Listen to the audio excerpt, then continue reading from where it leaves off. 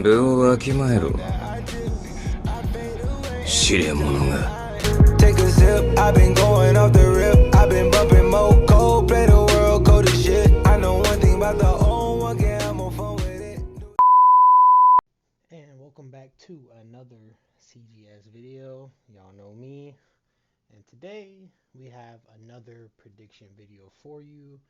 I'm doing the AFC West today. Obviously, there's a lot of videos in between each prediction video. As I told y'all in a previous video, I'm trying to do a lot more content in between. I'm not trying to overwhelm y'all with the same type of context. We're trying to spread stuff out. We're trying to do a lot of new things. But we're going to go ahead and get right into it. AFC West, let's go ahead and go. And the first team we are looking at in today's AFC West prediction video, we're going to look at the Las Vegas Raiders. This is actually my mom's favorite team. Shout out my mom. She watches all my videos.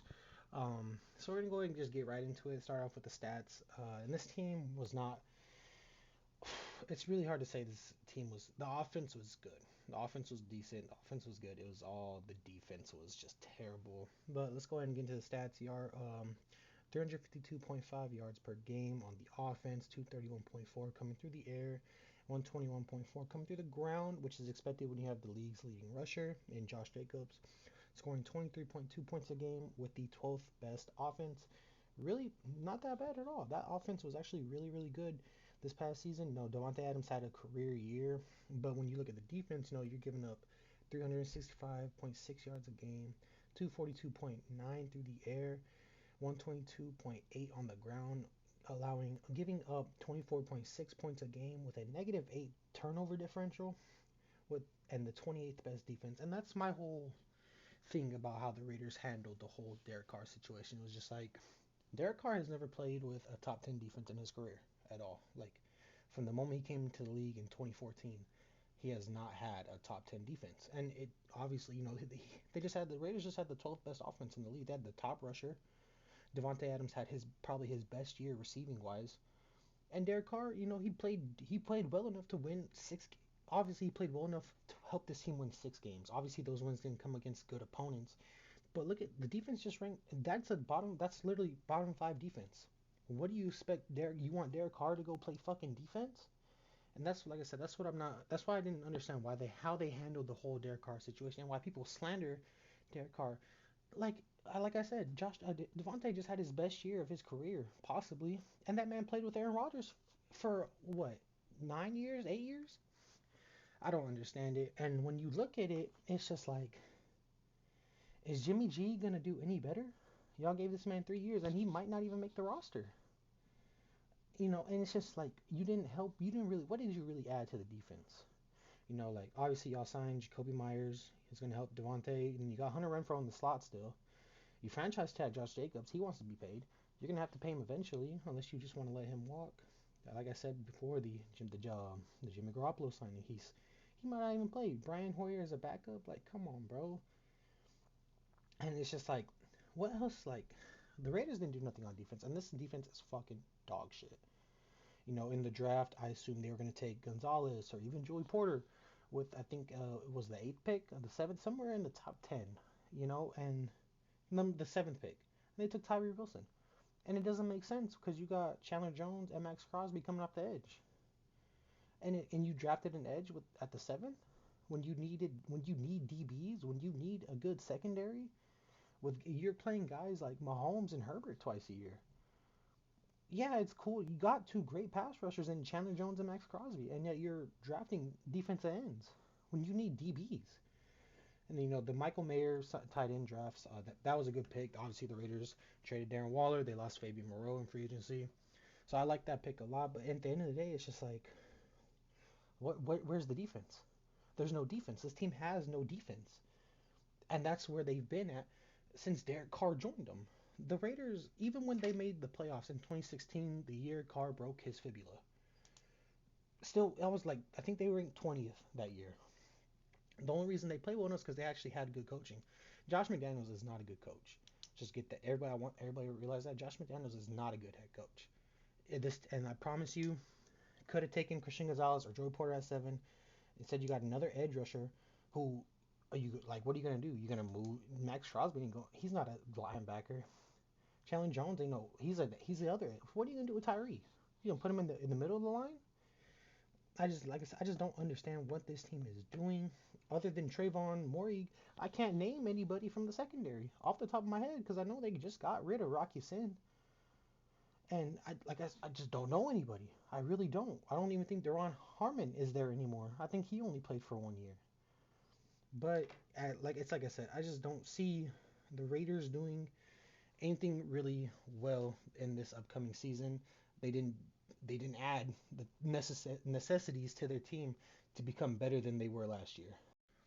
Now let's just go ahead and get into the Raiders' upcoming schedule for the season. You open up Week 1 at Denver. I think you'll take a Week 1 win. Denver. I don't expect Denver to be as good either this year.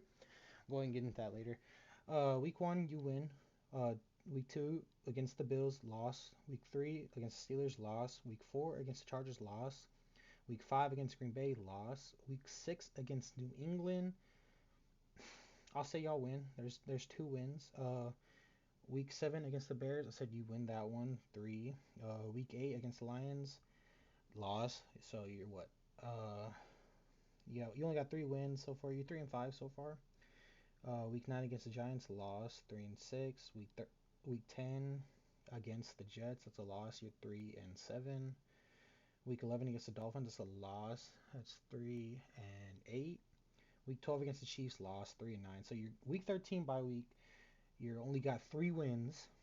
Against Minnesota, that's a loss. Chargers, loss. Y'all, I just think no, sweep by the Chargers this year. Loss against the Chiefs. Gonna lose to Indy.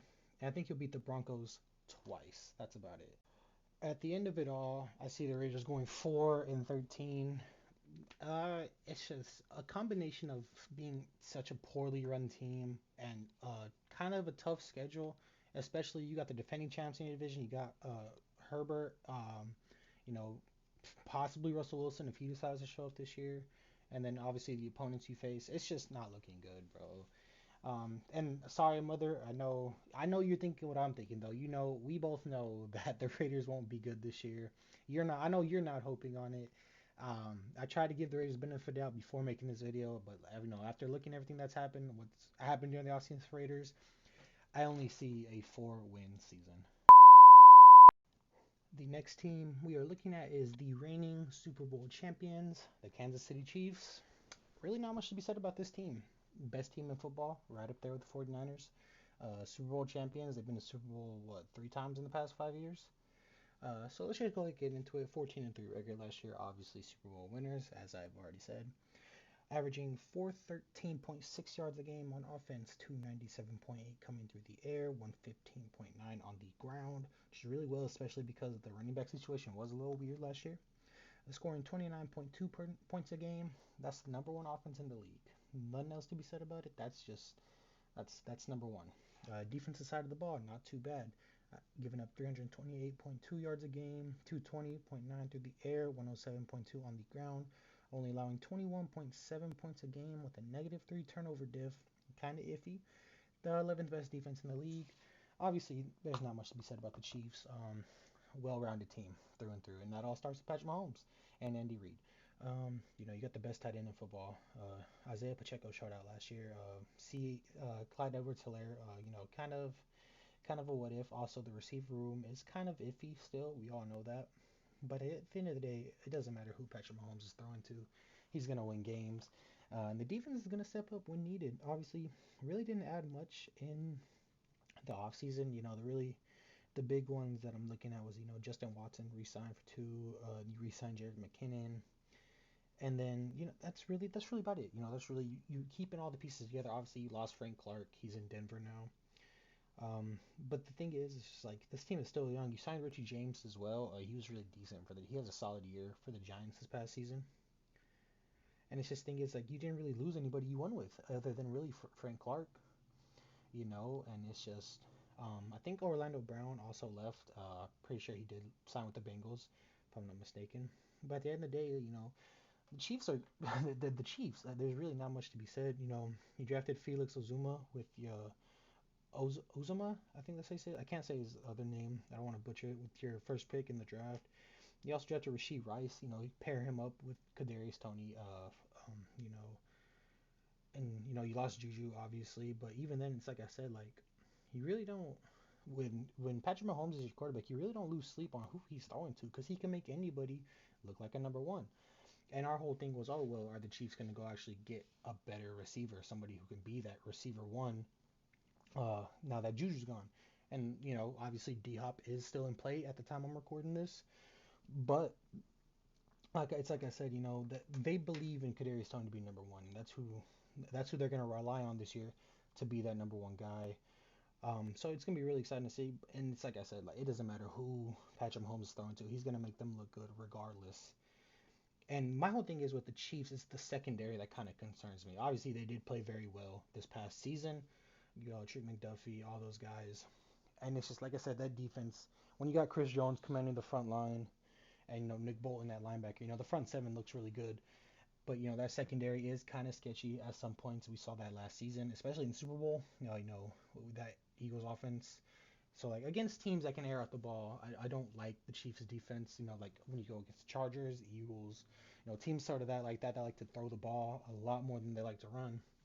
It's kind of iffy for teams like the Chiefs with a low quality secondary. But even at the end of the day, Chiefs are still going to make plays. They're still going to be who they are because this is the Chiefs. This is the best, probably one of the better run organizations in the league, if not the best. And so, like I said, I'm not concerned about this because, like I said, there's been a lot of question marks every offseason, and somehow the Chiefs will still come out and put double-digit wins on the board every season, and then even after people try to complain and point out what's what and what they think's going on, right? And so, like I said, I'm not worried about the Chiefs secondary. They're gonna ball out regardless. This whole team's gonna ball out regardless, and that's what you do. They're Super Bowl champs. They've been to Super Bowl what 3 times in the past 4 years, like I said. So at the end of the day, there's really no concern for Chiefs fans anywhere. With that being said, let's go ahead and get into the Chiefs' upcoming schedule for this next season. Obviously, you open up against Detroit, first game of the year, you win. Jacksonville, week 2, win. Bears, week 3, win. Jets, week 4, I'm gonna say loss. You start off 3-1. Vikings win 4-1. Broncos win 5-1. Chargers win 6-1. Denver again 7-1. You're gonna beat Denver pretty easily. Miami win. You're going in 8-1 into your bye week, a week 10 bye week, pretty late into the season. That's really beneficial. I always say late bye weeks are always beneficial.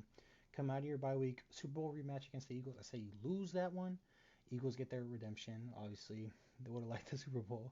8-2. Raiders week 12. That's a win right there. 9-2. Green Bay win 10-2. 10-2. Week 13. Week 14 against the Bills. I'm gonna give y'all a win. 11-2 Patriots win, 12-2 Raiders again win, 13-2. You got the Bengals. I said, I said again in the Bengals prediction, I said they lose that one, and then against the Chargers last week of the year, I think the 1 seed will be locked up by then, resting everything. Go ahead and give the Chargers that one, which gives the Chiefs another 14-3 season. I was leaning towards more of a 15-2 season for the Chiefs, but if, let's say, like hypothetically, if this record prediction were to come true, they take every win that I said, by the time week 18 rolls around, the 1 seed will be locked up. That don't know the Chiefs will have it pretty easily. They'll rest Mahomes, they'll rest all the starters, get them ready for the playoffs. Obviously, the backups will come in for the Chiefs. Chargers will take an easy one, especially if it's a game the Chargers need to win for that wild card spot. So instead of I was say like I said, 15-2 was I was leaning towards, but when I put it all together, 14 and another 14-3 record seems to be in order for the Chiefs this year. The next team we are looking at is the Los Angeles Chargers, a team with a lot of expectations, and they usually never meet them. But with everything that happened last year, that devastating playoff loss to the Jags, the Chargers are a good team. I'm not saying I'm not going to take that away from Herbert. Is a great quarterback. He has great receivers. He has a great offense behind him. He has solid defense. Kind of solid. But you know, I think this team has a high ceiling. So let's go get into it. Finished 10-7 last year. Made the wild card. Obviously, they lost to the Jags and that comeback win. So On the offense, you're averaging 359.3 yards a game, 269.6 through the air, only 89.6 rush yards a game, though. It's not really good, especially, I'm not surprised because Austin Eckler is more of a receiving back. You're scoring 23 points a game, ninth best offense in the league. Really, really good, with guys like Herbert and all of them. But defense-wise, completely opposite. They're allowing 346.1 yards per game, 200.4 through the air, 145.8 on the ground, giving up 22.6 points a game, a plus 5 turnover differential, which is really good, but only ranking 20th overall. And this team really didn't make any big moves in the offseason. They lost Nazir Adderley, retirement. They re-signed Donald Parham, Jalen Guyton, and they also re-signed Austin Eckler. But other than that, nothing in free agency. Really didn't have to make no moves. You drafted Quentin Johnson with your first pick. Keenan Allen's getting up there in age, but this trio is going to be deadly. I think they have potential to be up there with Jamar, the T. Higgins, and the Tyler Boyd trio. So, I'm really excited to see what's going to go on. Obviously, you got, Justin Herbert's got a lot of weapons around him to succeed. And the defense isn't really too bad either. You got Khalil Mack, you got Bosa, you got J.C. Jackson when he comes back healthy. Asante Samuel Jr. played really well. You got a top 2 safety in Derwin James. And it's just really like, can the Chargers put it together? Can this coaching staff put it all together to help this team become better than what it has been? Obviously, they played well enough to get to the playoffs. You played well enough to go up 27-10, in the first half, but you didn't play well enough to keep that lead. You didn't play well enough to secure a second round, visit, obviously. And so that's the main thing. It's putting it together for this team. Can they stay consistent with it? There's a lot of woes in the coaching staff, a lot of woes, here and there. And they drop a lot of games that they shouldn't drop. So, it's like I said, the Chargers, they have the pieces necessary. The offense is there. The defense is there. The front seven is really good. They can rush the passer. DBs, excellent ball hawking skills. You got, like I said, a top 2 safety in Derwin James. You got a top 5 corner in J.C. Jackson when healthy. A lot of people says he lost a step, but I don't think so. I think next year he'll come out and prove exactly what he's capable of. And so, like I said, I'm expecting big things from this Chargers team this next year, especially after they kept a lot of pieces. I just want to see if they can actually pull it together this time around. Now let's go ahead and take a look at the Chargers' upcoming schedule. You open up against the Dolphins, win. Titans week 2, win. Vikings week 3, win. Raiders week 4, win. Early bye week 5, kind of not what you want. Early bye weeks really lead to kind of disastrous things. But you go 4-0 into your bye week. Come out of your bye week, play the Cowboys, lost 4-1. You play the Chiefs, lost 4-2. Bears week 8, 5-2. I think you beat the Bears. Jets week 9. I think you'll lose that one, 5-3. Then you got the Lions, Packers, and Ravens. I think those are 3 straight wins. What was that? That put you at 8-3. Patriots, I think you'll win that one. Put you at 9-3. Then you got the Broncos week 14. That put you at 10-3. Then you got the Raiders. I think you sweep the Raiders. Put you at 11-3. Bills, that's a loss. Put you at 11-4. Broncos, Chargers always seem to drop one to the Broncos. So I'll give this one to Denver. Put you at 11-5. And then I said you beat the Chiefs in the last week. So I give you a 12-5 record. 12-5 does seem fitting for the Los Angeles Chargers. Like I said, this is a very well-rounded team. They have the pieces to win. They're going to win a lot of games. They're going to have double-digit wins. It's just playoffs that I'm worried about. Obviously, I think with a 12-5 record in second of your division, you'll have the 5th playoff spot, the 5th seed in the playoffs. Obviously, because only the division winners are 1-4. So, but like I said, I think the Chargers are poised for a great season. I think Herbert, he's going to have an amazing season. But like I said, once they get to the playoffs, that's where we'll actually have to realize and wonder if the Chargers are actually able to make it pretty far. But as of now, 12-5 for the Chargers. And the final team we are looking at in today's video is none other than the Denver Broncos. A team who last year, very high expectations. Didn't meet them. I didn't have high expectations for them. I said last year that the Broncos would go 6-11. What they do, they went 5-12. I just didn't see it, and I still don't see it. I don't think Russ has it in him anymore. That's just my honest truth. Obviously, the Sean Payton coaching signing is going to play a very big factor in this year's Broncos offense and the way this team plays as a whole. Let's go and get into the stats first. Finished 5-12 last year, averaging 325.1 yards a game, 211.3 on the through the air, 113.8 on the ground. Only scoring 16.9 points a game, giving them the 21st ranked offense in the league. On defense side of the ball, it's a completely different story. Only giving up 320 yards a game, 210.2 through the air, 109.8 on the ground. Only giving up 21.1 points a game with a -1 turnover differential, but ranked 7th best defense in the league. It's really a night and day difference. This defense is a top 10 defense. Obviously, you got guys like Justin Simmons, Pat Surtain, that guys like that leading the secondary. Obviously, you traded Bradley Chubb middle of the year, but you also signed Frank Clark. So you basically just swapped him out. But this Broncos team, obviously, it's going to look a lot different under Sean Payton. He's already brought a lot of Saints players from New Orleans to Denver, like such as Lil Jordan Humphrey, Marquez Callaway, Adam Troutman, tight end. He also signed Samaje Perine and Chase Edmonds, I believe. But he picked up Jerry Judy's fifth year option. You re-signed Kareem Jackson. But other than that, really, like I said, Frank Clark. But really, other than that, I really didn't see much from the free agency in Denver. Obviously, he gave up a lot for Russell Wilson a few seasons ago. He didn't pick till round 2 in the draft, and he took Marvin Mims from Oklahoma. And then round 3, took Drew Sanders from Arkansas, linebacker, and then another third round pick from Seattle. You got Riley Moss, cornerback from Iowa, played really solid last year. But my whole thing is, I just don't expect Denver to be any different this year. You still got Russ at QB. Javonte Williams, obviously, he tore his ACL last year. He's gonna probably he probably won't be ready for the beginning of this next season.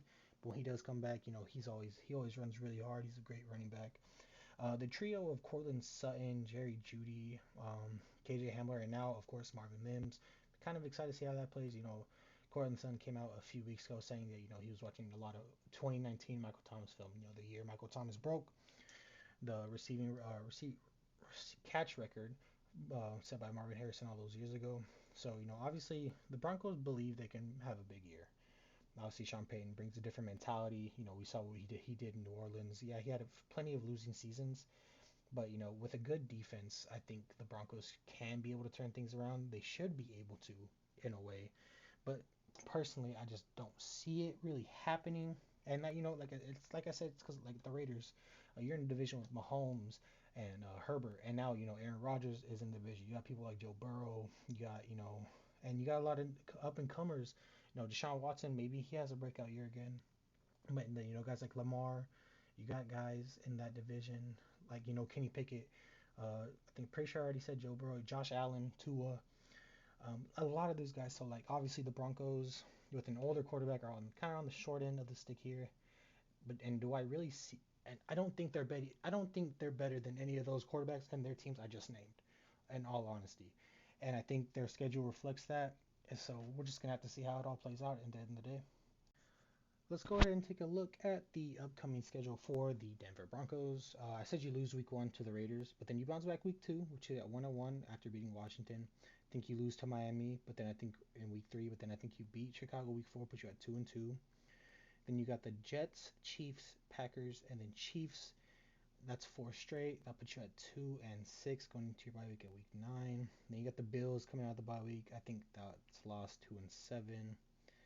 You got the Vikings week 11. That'll put you at 2-8. That's a loss. Week 12. That's a loss to the Browns. Put you at 2-9. I think I said you lose to the Texans. We'll put you at 2-10. Week 14 against the Chargers. Put you at 2-11. I think you lose to the Lions.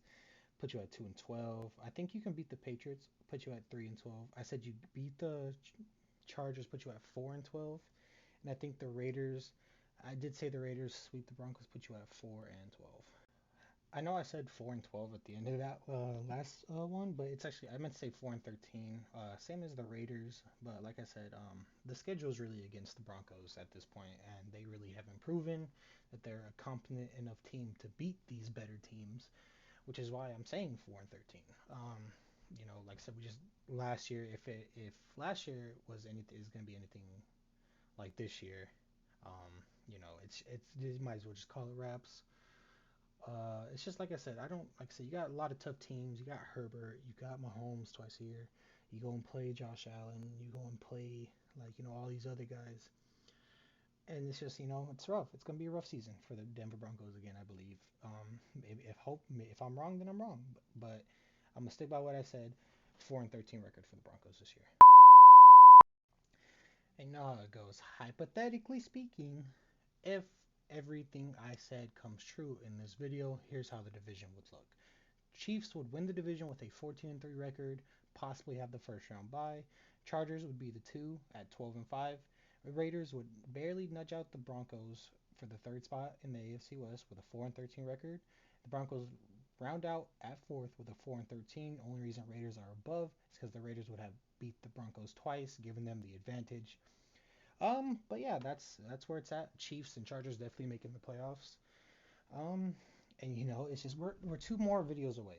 We got 2 more divisions to go, and it's kind of crazy to see how far we've come from last year. I know if you watched any prediction videos from last year, I put a random gameplay up and I just talk over it, put a lot of pictures on the screen. But now, I'm actually doing things a lot different. So it's really, it's really nice to see how far we've come from last year. Obviously, these videos are doing better than what they did last year too. And so, but that is the AFC West. And as always, I want to thank you for watching. Like I said, you got 2 more divisions to go. I'm gonna try to get those out to you quickly. I know it's been 2 weeks since the last time I posted a record prediction. So we're gonna finish out strong, hopefully get done by the end of July. But like I said, I got a lot of other videos I want to get done too. So I want to thank you for watching, and as always, stay blessed. 領域展開 She at the show, so she never let her in. Always knew she always on one.